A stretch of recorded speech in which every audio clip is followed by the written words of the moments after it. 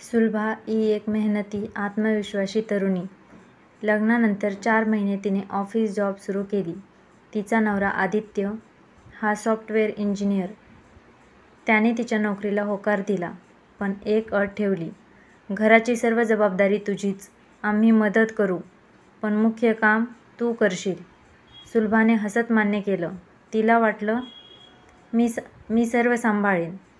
सुरुवातीला सर्व ठीक गेलं.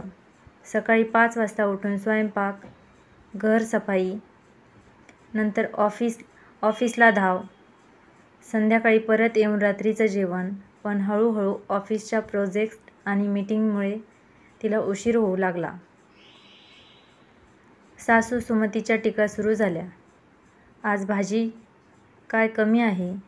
बटाट्याची भाजी कधी करशील? सुलभाच्या मनावर ताण दिसू लागला. तिच्या हसतमुख चेहऱ्यावर ओठांची रेषा पडली. एके रविवारी तिच्या आईचा फोन आला. बेटा, तू आम्हाला विसरलीस. सुलभा 2 दिवस रजा घेऊन आईकडे गेली.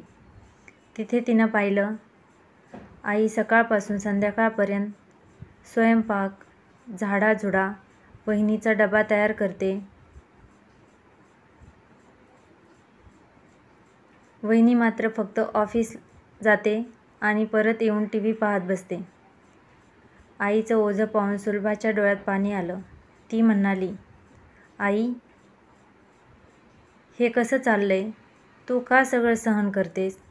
आईनं हळूच सांगितलं, मी स्वतःच्या मुलाच्या प्रेमासाठी हे सर्व सहन केलं, पण तू असं करू नकोस. नात्यात देणं एकतर्फी नसतं. त्या रात्री आईनं कबुली दिली, मी चूक केली. स्वतःवर सर्व काम घेऊन आयुष्य उद्ध्वस्त केलं. तू असं करू नको. सुलभाच्या डोळ्यात पाणी आलं. ती परत घरी आली आणि ठरवलं, आता बदल होणारच. तिने सासू-सासऱ्यांना सभेत बोलावलं.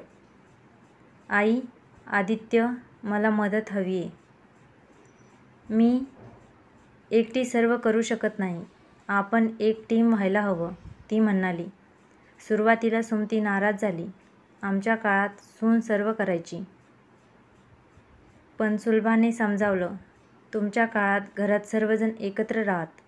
आता मी ऑफिसला जाते. वेळ बदलला आहे. आदित्यने मध्ये पडून सांगितलं.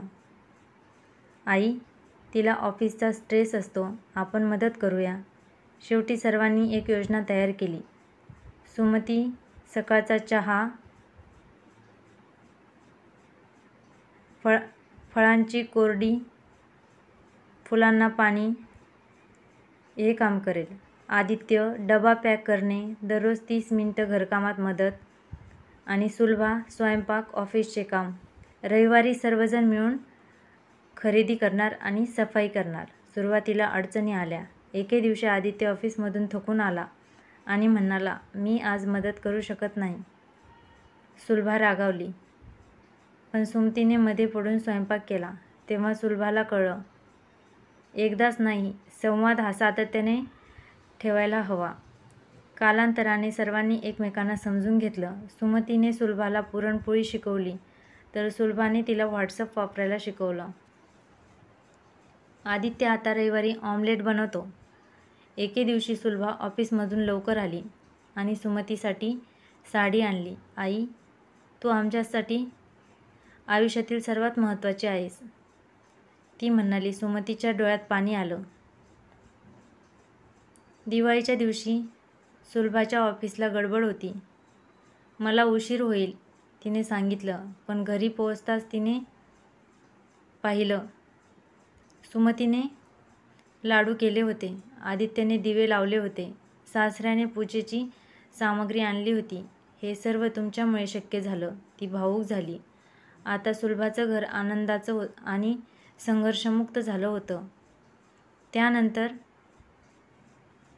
तिला ऑफिसमध्ये प्रमोशन मिळाले. तेव्हा तिच्या डोळ्यात आनंदाचे अश्रू आले. माझ्या या सर्व यशात माझ्या घरच्यामुळे आहे, असे सांगितलं. माझं यश माझ्या कुटुंबाशिवाय अशक्य होतं.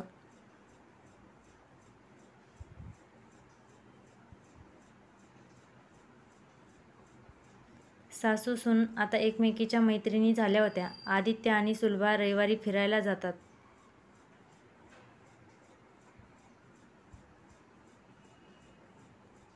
सुलभाच्या गोष्टीतून शिकायला मिळतं, घर आणि करिअर यामधील संघर्ष सोडवण्यासाठी संवाद आणि सहकार्य हाच उपाय असतो. मी नव्हे तर आपण यातच खरा आनंद सामावलेला आहे. वरील गोष्ट जर आवडली असेल तर एक लाईक जरूर करा आणि अशाच अनेक नवनवीन गोष्टी पाहण्यासाठी चॅनलला सबस्क्राईब करा. धन्यवाद.